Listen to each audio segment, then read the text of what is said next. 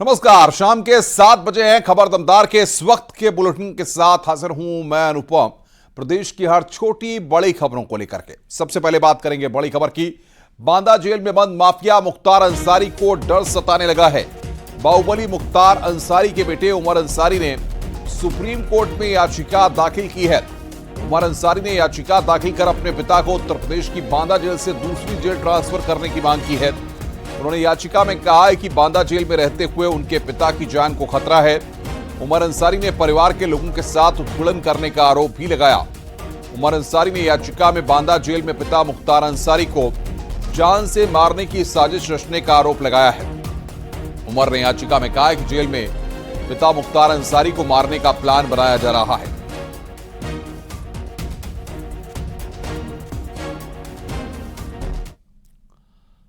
हरदोई से खबर। एक धर्म विशेष के युवक पर हिंदू युवती से बहला फुसलाकर शारीरिक शोषण का आरोप लगा है। आरोपी पर जबरन गौमांस खिलाकर धर्म परिवर्तन करने का दबाव बनाने का भी आरोप लगा है। आरोपियों के धर्म परिवर्तन का दबाव बनाने पर पीड़ित युवती किसी तरह भागकर अपने घर पहुंची और घटना के बारे में परिजनों से बताया। मामले में पुलिस ने युवती के पिता की तहरीर पर 5 नामजद और 5 अज्ञात के खिलाफ मामला दर्ज किया है।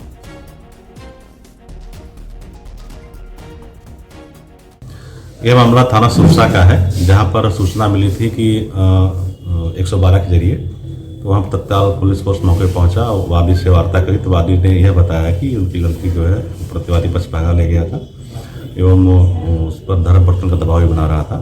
मुकदमा पंजीकृत किया गया है, जिसमें 5 नामजद एवं अज्ञात मुकदमा पंजीकृत कर विधिक कार्रवाई की जा रही है। क्या आरोप है इसमें, क्या एलिगेशन लगाया, कौन लोग थे? इसमें आरोप धर्म परिवर्तन का लगाया गया है, इसमें रेप का लगाया गया है। उसमें जांच चल रही है और विधिक कार्रवाई कर की जा रही है। आगे बढ़ते हैं। ग्रेटर नोएडा प्राधिकरण का बुलडोजर चला है। अवैध कॉलोनी पर बुलडोजर चला है। करोड़ों रुपए की जमीन को कब्जा मुक्त कराया गया है। गांव छपरौला बादलपुर थाना क्षेत्र का यह पूरा मामला है। जो तस्वीरें हम आपकी स्क्रीन पर आपको दिखा रहे हैं, किस तरीके से अवैध कॉलोनी पर वहां पर बुलडोजर चलाया गया।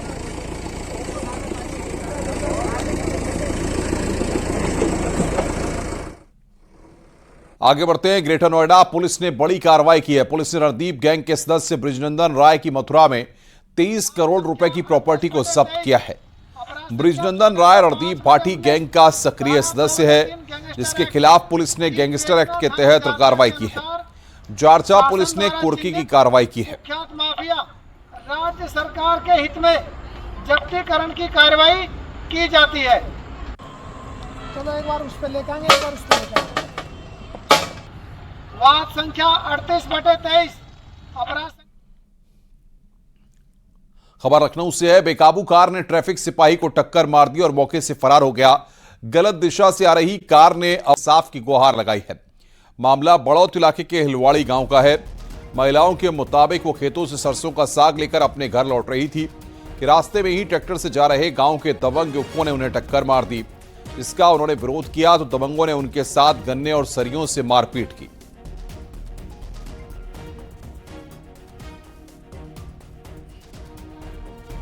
ऐसा है जी, हमारे जो परिवार की जो 3 औरत थी जी, वे खेत में साग लेने गई थी जी। एक टावर था, टावर के वहाँ पास एक साग लाई और इधर से इनकी ट्रॉली आ रही थी। तो ये बस्ती ट्रॉली की टक्कर जा लगा इन्होंने। टक्कर लगने के बाद इन्होंने कहा भाई हमें मारा था, तू मर जाते क्या होता। तो इन्होंने एकदम उतर कर दे गंडे गन्नू से पिटाई करी। फिर एक सरिया लेकर सरियाओं से पीट डाली। सिद्धार्थनगर में धड़ल्ले से गांजा बेचने का वीडियो सामने आया है, जो सोशल मीडिया पर वायरल हो रहा है। मामला इटवा कस्बे का है, जहां इटवा बांसी मार्ग पर एक गेस्ट हाउस के पास एक शख्स गांजा बेचता दिख रहा है। वीडियो 3 दिन पुराना बताया जा रहा है।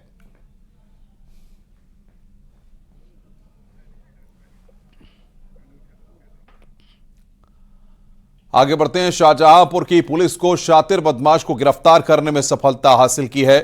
पुलिस ने आरोपी बदमाश के पास से तमंचा कारतूस बरामद की है। बताया जा रहा है कि आरोपी पर कई मामलों में केस दर्ज है, जिसके चलते पुलिस को आरोपी की कई महीनों से तलाश थी। फिलहाल पुलिस ने आरोपी को गिरफ्तार कर जेल भेजा है। मामला थाना जलालाबाद का इलाके का है।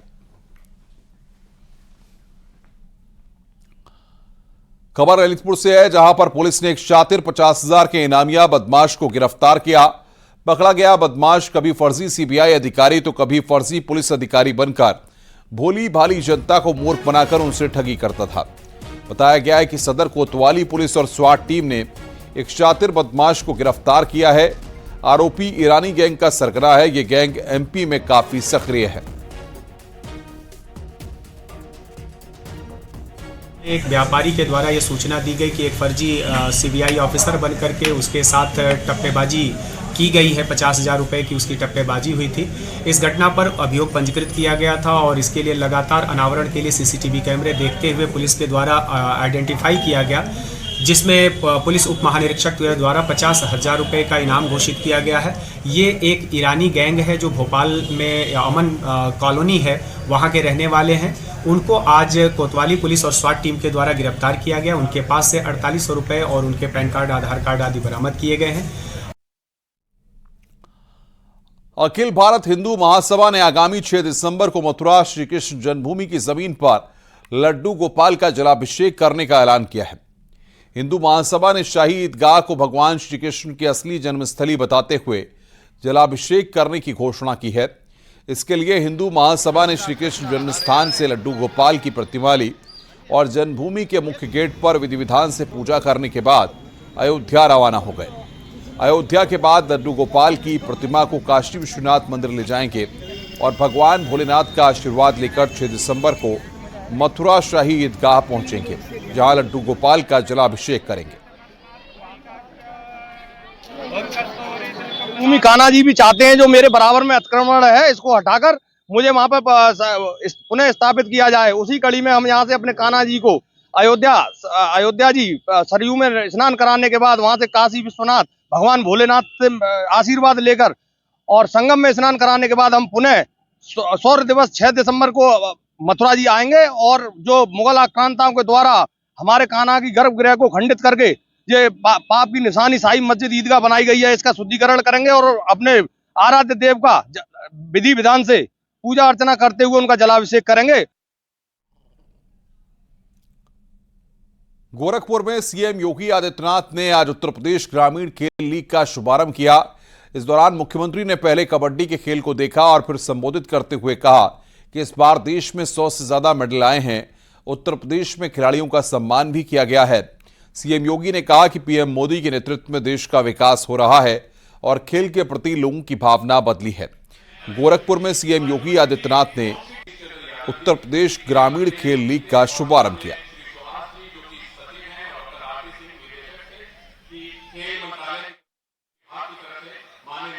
प्रदेश के अंदर खेल के अनेक विभूतियों ने जन्म लिया और अभी हाल ही में एशियन गेम्स में हमको देखने को मिला कि जितने टोटल मेडल आए हैं, पहली बार भारत ने मेडल की संख्या को 100 का आंकड़ा पार किया। 105 मेडल भारत के खिलाड़ियों ने अपने देश के लिए जीते, जबकि पिछले एशियन गेम्स में संख्या 70। दूसरा, उत्तर प्रदेश के खिलाड़ियों ने देश के ओर से विभाग करते हुए बेहतरीन प्रदर्शन किया। देश की 16 की आवाज उत्तर प्रदेश में, लेकिन मेडल की संख्या उत्तर प्रदेश के खिलाड़ियों ने इससे कई गुना अधिक प्राप्त करने में सफलता प्राप्त की। पिछले कुछ वर्षों में खेलकूद के प्रति जो जागरूकता पैदा हुई है, प्रोत्साहन पैदा हुआ है सरकार के स्तर पर, समाज के स्तर पर, और खिलाड़ी भी इसके प्रति रुचि जागृत किया। अखिलेश यादव के बयान पर कांग्रेस ने पलटवार किया है। कांग्रेस प्रदेश अध्यक्ष अजय राय ने कहा है कि समाजवादी पार्टी जो भी बोल रही है अपने तरीके से बोल रही है। विधानसभा चुनाव के लिए गठबंधन नहीं था, इंडी गठबंधन 2024 के लिए बना था। हम घमंड नहीं करते, जनता के लिए काम करते हैं। कि जो लोग घमंड करते होंगे, जो घमंड रखते होंगे, उनको इसका एहसास होगा। हम लोग तो ज़मीन के काम करने वाले लोग हैं, जनता के साथ खड़े रहने वाले लोग हैं, जनता के सुख दुख में खड़े रहते हैं निश्चित तौर से, और हम जनता के लिए काम करते हैं। मैं समझता हूँ कि और समाजवादी पार्टी की जो भी सोच हो, जिस तरीके से ये बात बोल रहे हैं, मैं समझता हूँ कि उनको जो भी चीज़ें सामने आ रही हैं और वो अपनी तरीके से बात बोल रहे हैं। हम लोग जो अपनी तरीके से हमने काम किया, जिस तरीके से हमें हमारे साथ जनता रही है, और विधानसभा के चुनाव में जरूर आपसी जो सामंजस्य इन लोगों को सारी चीज़ें थी उसको बैठकर डिस्कस करके काम करना चाहिए था। पर यह गठबंधन जो बना है 24, ये इंडिया गठबंधन 24 के लिए बना है। तो क्या दरअसल वाराणसी पहुंचे अखिलेश यादव ने 3 राज्यों के नतीजों को लेकर कांग्रेस पर निशाना साधा था। उन्होंने कहा था कि 3 राज्यों में परिणाम आ गया और कांग्रेस का अहंकार खत्म हो गया।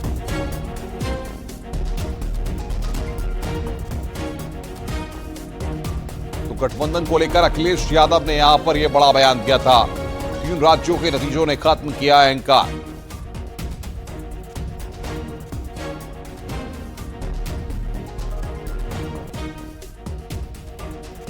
अब परिणाम आ गया, अहंकार भी खत्म हो गया। अब हमारे पत्रकार साथी परिणाम नहीं अहंकार खत्म किया है। मुझे उम्मीद है कि आने वाले समय में फिर रास्ता निकलेगा।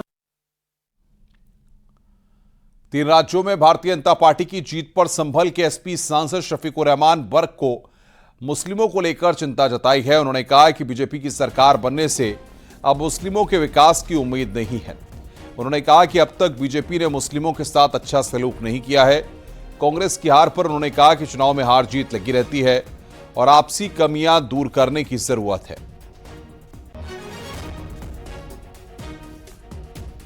कांग्रेस विपक्षी जो अपने गठबंधन के दल थे उनको साथ लेके नहीं चली, जिस तरीके से सपा का मध्य प्रदेश में हाल दिखा, और क्या इससे कोई नुकसान हुआ है? नहीं, देखिए आपस की इस बात जो कुछ भी कमियां हैं वो हैं, उस पर तो पार्टी के लोग बैठकर तो गौर करेंगे। लेकिन अब मुख्तसर यही है कि इलेक्शन होते हैं या कोई भी मामला होता है, खेल होते हैं, तो हार जीत तो होती है।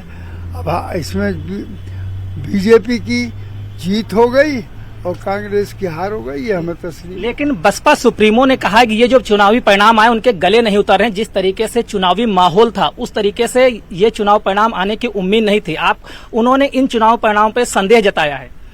नहीं, अब ये है कि भाई हर आदमी जो हारता है वो तो महसूस करता ही है कि भाई हमारी हार कैसे हो गई, क्या हो गई। लेकिन अभी इसके नताइज के बाद अब इस पर पार्टी अपनी कमजोरियों पर गौर करेगी कि हमारी हार क्यों हुई। अंतिम सवाल है, बीजेपी कहती है उसकी जीत का जो मूल मंत्र है सबका साथ सबका विकास, 3 राज्यों में वो पूर्ण बहुमत की सरकार बनाने जा रही। आपको लगता है मुस्लिमों का भी विकास उसी तरीके से होगा? अब नहीं, अभी मुस्लिमों का विकास इनके साथ तो अभी उम्मीद है नहीं, इसलिए कि अब तक का जो रिजल्ट है वो मुसलमानों के साथ जो बीजेपी का सलूक रहा है वो अच्छा नहीं रहा। समाजवादी पार्टी के सांसद शफीकुर रहमान बर्क के बयान के बाद बीजेपी सांसद सुब्रत पाठक का पलटवार सामने आया है। उन्होंने आरोप लगाया कि पहले की सरकार में तुष्टीकरण होता था, आतंकियों दंगाइयों को छोड़ दिया जाता था, बीजेपी सरकार में यह नहीं हो पाएगा। मायावती के आरोपों पर कहा कि अब जाति और परिवार वाली राजनीति खत्म हो गई है। पाठक साहब, बीजेपी ने बड़ी जीत दर्ज की है, 3 राज्यों में पूर्ण बहुमत की सरकार बनाने जा रही है, लेकिन बसपा चीफ मायावती कह रही हैं कि ये चुनाव के परिणाम जो हैं उनके गले नहीं उतर रहे हैं, उस पर संदेह जता रहे हैं। क्या कहेंगे आप? गले नहीं उतरेंगे। देखो, अब वो राजनीति समाप्त हो गई जो लोगों को बांटने की राजनीति होती थी। बांटने के नाम पर जिस प्रकार से केवल परिवार विशेष का ही भरण पोषण होता था, ये पूरा देश ने देखा। जाति के नाम पर परिवार चाहिए, परिवार में भी फिर अपना बेटा चाहिए, तो ये सब राजनीति अब बाहर निकल गए हैं। सत्ता जब मिलती थी तो केवल लूट के सिवाय कुछ होता नहीं था।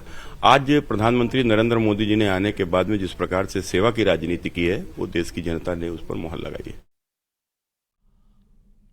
आगे बढ़ते हैं। संसद का शीतकालीन सत्र आज से शुरू हो गया है। इस सत्र में शिरकत करने पहुंचे पीएम मोदी ने संसद के बाहर मीडिया को संबोधित किया। पीएम मोदी ने कहा कि राजनीतिक सरगर्मी बड़ी तेजी से बढ़ रही है।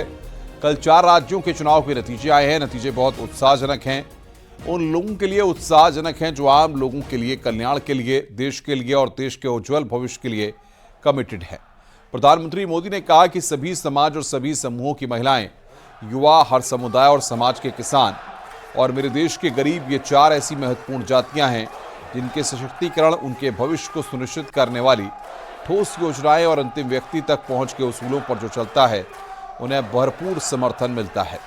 प्रधानमंत्री ने कहा है कि लोकतंत्र का ये मंदिर जन आकांक्षाओं के लिए विकसित भारत की नींव को अधिक मजबूत बनाने के लिए बहुत महत्वपूर्ण मंच है। मेरा सभी माननीय सांसदों से आग्रह है कि वो ज़्यादा से ज़्यादा तैयारी करके आएं और सदन में जो भी बिल रखे जाएं उन पर गहन चर्चा हो।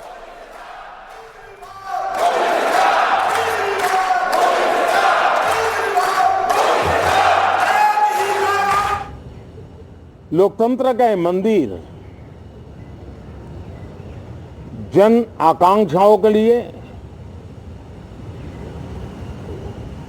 विकसित भारत की नींव को अधिक मजबूत बनाने के लिए बहुत महत्वपूर्ण मंच है। मैं सभी माननीय सांसदों से आग्रह कर रहा हूं कि वो ज्यादा से ज्यादा तैयारी करके आएं, सदन में जो भी बिल रखे जाए उस पर गहन चर्चा हो, उत्तम से उत्तम सुझाव आए और उन सुझावों के द्वारा, क्योंकि जब एक सांसद सुझाव देता है तो जमीनी अनुभव का उसमें बहुत ही उत्तम तत्व होता है। यूपी सरकार ने जारी किया है 2024 का कैलेंडर। चौधरी चरण सिंह की जयंती पर रहेगी छुट्टी। 2024 में पड़ने वाली छुट्टियों का कैलेंडर जारी किया गया है। कैलेंडर में एक साल में 56 सार्वजनिक छुट्टियां दी गई हैं। होली, ईद उल फितर, मुहर्रम, जन्माष्टमी, दीपावली, क्रिसमस डे, बकरीद, छठ पूजा पर ये छुट्टियां अनाउंस हैं और चौधरी चरण सिंह की जयंती पर भी छुट्टी रहेगी। यूपी सरकार ने 2024 का कैलेंडर यहां पर जारी किया है। किस किस दिन कौन कौन से मौकों पर छुट्टी रहेगी ये लगातार हम आपको बता रहे हैं। चौधरी चरण सिंह की जयंती पर भी छुट्टी का ऐलान किया गया है।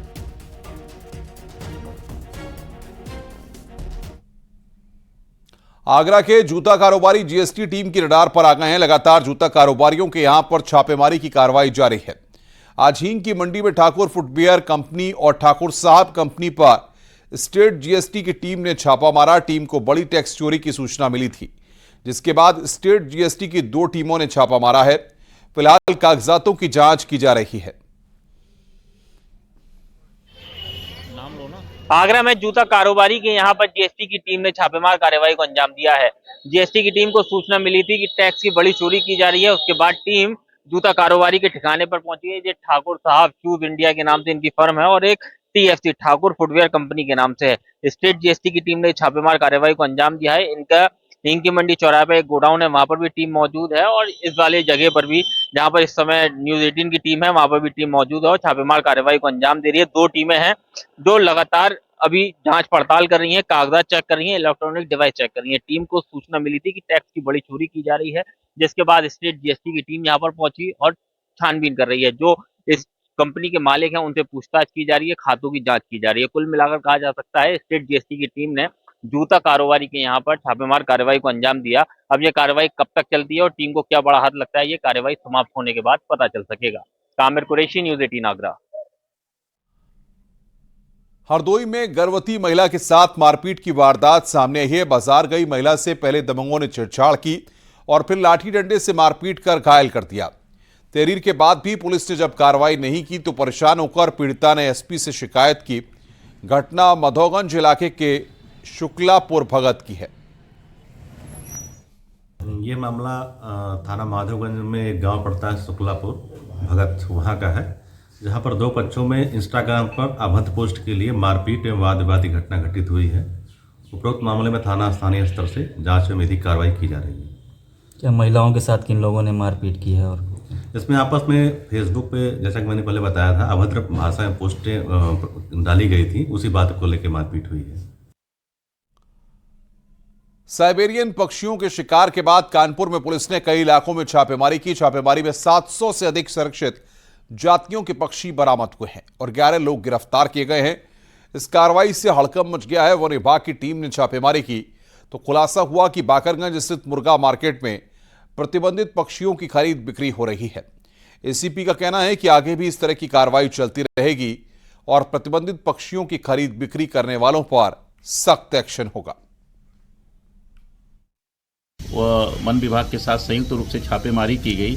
जिसमें प्रतिबंधित प्रजाति के लगभग 716 पक्षी विभिन्न प्रकार के बरामद हुए हैं, जिसमें 5 मृत्यु दशा में भी पाए गए हैं, जिसमें कुल 11 व्यक्तियों को हिरासत में लिया गया। उनके द्वारा इन पक्षियों का व्यापार किया जा रहा था, जिसके संबंध में 9/51 वन्यजीव संरक्षण नियम के तहत इन 11 व्यक्ति के खिलाफ अभियोग पंजीकृत करके सभी 716 प्रतिबंधित प्रजाति के पक्षियों को कब्जे में लेने के बाद वन विभाग को सुपुर्द कर दिया गया है। बेजुबानों की तस्करी करने वालों के खिलाफ वन विभाग और पुलिस के जॉइंट ऑपरेशन में जहां एक और 700 से ज्यादा बेजुबानों को कब्जा मुक्त कराया गया या उन माफियाओं के चंगल से मुक्त कराया गया, तो वहीं 11 लोगों को पुलिस ने धर दबोचा, जिसके बाद से बाकरगंज की इस मंडी में हड़कंप मचा हुआ है। हालांकि पुलिस ने अब 3 टीमें बना के अन्य सदस्यों तक पहुंचने का प्रयास कर रही है और ये पता लगाने का प्रयास कर रही है कि प्रतिबंधित पक्षी बाजार में आए तो आए कहां से। अब देखना यह होगा कि इनके अन्य सदस्य तक पुलिस कब और कैसे पहुंचती है। वीडियो जर्नलिस्ट आशीष पांडे के साथ अमित गंजू, न्यूज 18 कानपुर। आगे बढ़ते हैं, खबर ललितपुर से है, जहां पर मोर्चरी में एक महिला के शव को चूहों से कुतरने का मामला सामने आया है। इसका ठीकरा स्वास्थ्य विभाग पुलिस पर फोड़ रहा है। स्वास्थ्य विभाग का कहना है कि पुलिस ने बॉडी को सही ढंग से सील नहीं करवाया था। वहीं घटना के बाद परिजनों में गुस्सा है। बताया जा रहा है कि सदर कोतवाली इलाके के मैलार गांव निवासी एक महिला की संदिग्ध परिस्थितियों में मौत हो गई थी। उसका शव पोस्टमार्टम के लिए मोर्चरी में रखवाया गया था। जब सुबह मोर्चरी से शव को बाहर निकलवाया गया तो उसके चेहरे को चूहों ने नोच लिया था। ये कहना स्पष्ट नहीं है कि मोर्चरी में जो है चूहे ने काटा है, क्योंकि ये बॉडी के पंचनामा की रिपोर्ट के अनुसार उसमें चूहे के काटे के निशान मौजूद थे। ये पंचनामा के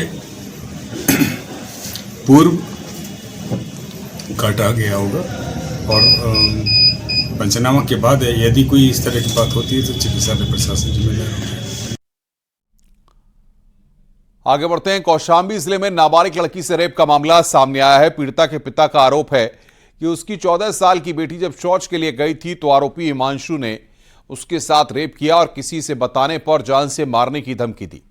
पुलिस ने इस मामले में पीड़िता के पिता की शिकायत पर केस दर्ज कर आरोपी हिमांशु को गिरफ्तार कर लिया है। घटना सरायकेल थाना इलाके की है। ये सरायकेल थाना क्षेत्र में कल एक दुष्कर्म का मामला आया था, जिसमें तत्काल अभियोग पंजीकृत कर लिया गया है। पीड़िता का मेडिकल कराया गया है और आरोपी को गिरफ्तार करके जेल भेजा जा रहा है। इसमें हम कड़ी विधिक कार्रवाई करेंगे। रुक रहे हैं यहां पर, एक और ब्रेक के लिए खबरों का सिलसिला लगातार जारी है।